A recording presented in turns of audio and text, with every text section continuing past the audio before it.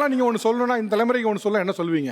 இப்போ இந்த ஷோவை பார்க்குறவங்களும் சரி, இல்லை இந்த 2K கிட்ஸில் இருக்கக்கூடிய முறை பொண்ணு முறை பையன் இருக்காங்களா, இவங்களுக்கு நீங்கள் ஒன்று சொல்லணும் என்ன சொல்வீங்க? முறைப்பையன் முறை பொண்ணு கல்யாணம் முடிஞ்சால் சந்தோஷமாக இருங்க, சண்டை போடாதீங்க, விட்டு கொடுக்குற மனப்பான்மை வேணும். ஏன்னா வேற ஒரு பொண்ணு வீட்டில் ஒரு பொண்ணை எடுத்தோம்னு வச்சுங்களேன், சண்டை போட்டால் அவங்க வேற வீட்டுக்கு தான் போகணும். பட் நம்ம வீட்டிலே நம்ம சண்டை போட்டால் அது நம்ம வீட்டுக்கு தானே வரணும்.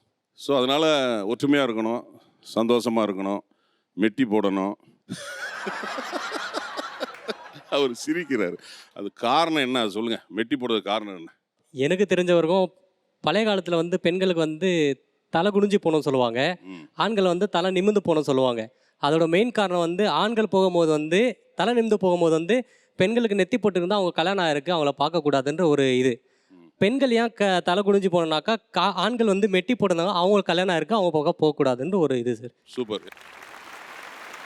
ஆக்சுவலாக என்ன அப்படின்னா, இந்த ஷோவுடைய கரு அல்லது நோக்கம் வந்து முறை பொண்ணு முறை பையன் திருமணம் பண்ணணும் அப்படின்னு என்ஃபோர்ஸ் பண்ணுவதோ ரெக்கமெண்ட் பண்ணுவதோ அல்ல. மாறா என்னென்னா, இப்படி ஒரு தலைமுறை இருக்குது, அவங்களுக்கு வந்து முறை பொண்ணு முறை பையன் அப்படிங்கப்போ அதுக்கு நடுவில் நிறைய எமோஷன்ஸ் இருக்குது. வெக்கம், காதல், கல்யாணம் அதெல்லாம் இருக்குது. இந்த தலைமுறை பலருக்கு இந்த மூணுலேயும் எதுலேயுமே அடப்படாதவங்களாம் இருக்காங்க. அவனை பார்த்தா எனக்கு என்ன தோணும், அவன் அப்படின்னு பேசுகிறதே புதுசு தான். ஸோ அப்போ நாங்கள் என்ன நினச்சோம் அப்படின்னா, இப்படி ஒரு தலைமுறைக்கு இப்படி ஒன்று இருக்குது அப்படிங்கிறத சொல்லணும் அப்படின்னு தோணுச்சு. அதுதான். அண்ட் இன்னொரு விஷயம் என்னென்னா, இந்த முறை பொண்ணு முறை பையன் கல்யாணம் பண்ணுவதுங்கிறது வந்து அவங்கவுங்க தனிப்பட்ட விருப்பம். இஷ்டம் இருந்தால் கல்யாணம் பண்ணிக்கலாம், இல்லை வந்து பண்ணாமல் இருக்கலாம். ஆனால் இதில் நிறைய சிக்கல்கள் இருந்து அந்த சிக்கல்கள்லாம் உடஞ்சிருக்கு. உதாரணத்திற்கு ஒரு வீட்டில் ஒரு முறை பொண்ணு இருக்குது அப்படின்னா அதில் 3 மாமங்காரன் இருந்தாங்கன்னா 3 பேரும் சண்டை போடுவாங்க, நான் கல்யாணம் பண்ணியே தீருவேன் அப்படின்னு.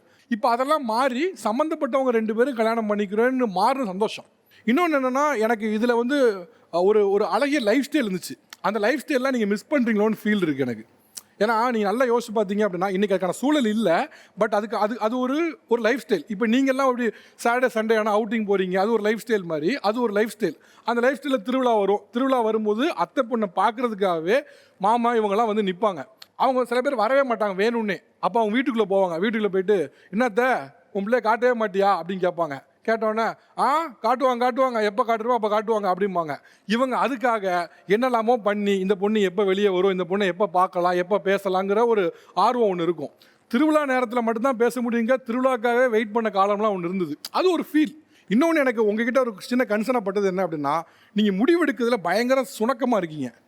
என்னவோ இது என்னுடைய மாமா பையன், நான் அவங்களை கல்யாணம் பண்ண போகிறேன், கல்யாணம் பண்ணலை, இல்லை எனக்கு வேற ஒரு ரிலேஷன்ஷிப் இருக்குது, இவன் கூட நான் ஃப்ரெண்ட்ஷிப்பாக இருக்க போகிறேன், நம்ம ஃபேமிலி பாண்டிங்கை தொடர போகிறேன், இப்படியும் கொண்டு போவேன் அப்படியும் கொண்டு போவேன், நான் ஆப்ஷனில் வச்சுருக்கேன், வெயிட்டிங் லிஸ்ட்டில் வச்சுருக்கேன். இது வந்து ஹைலி டேஞ்சரஸான விஷயம். ஸோ என்ன முடிவோ நீங்கள் எடுத்துருங்க. அந்த முடிவை நீங்கள் எடுக்கலைன்னா அவங்க ஃபேமிலிலாம் சேர்ந்து உங்களை எடுக்க வச்சிரும். ஸோ என்ன முடிவுங்கிறது நம்மக்கிட்ட கிளாரிட்டி வேணும். நம்மக்கிட்ட கிளாரிட்டி இல்லைன்னா நமக்கு பிடிக்காத விஷயத்த நம்ம கையாலே செய்ய வச்சுருவாங்க. தேங்க்யூ கேஸ், ரொம்ப நன்றி. நிகழ்ச்சியில் கலந்து கொண்டு இருந்தவருக்கு மனமார்ந்த நன்றி. தேங்க்யூ. அதே போல் நிகழ்ச்சியில் கலந்து கொண்ட மீச ராஜேந்திரன் அவருக்கு மனமார்ந்த நன்றி. தேங்க்யூ.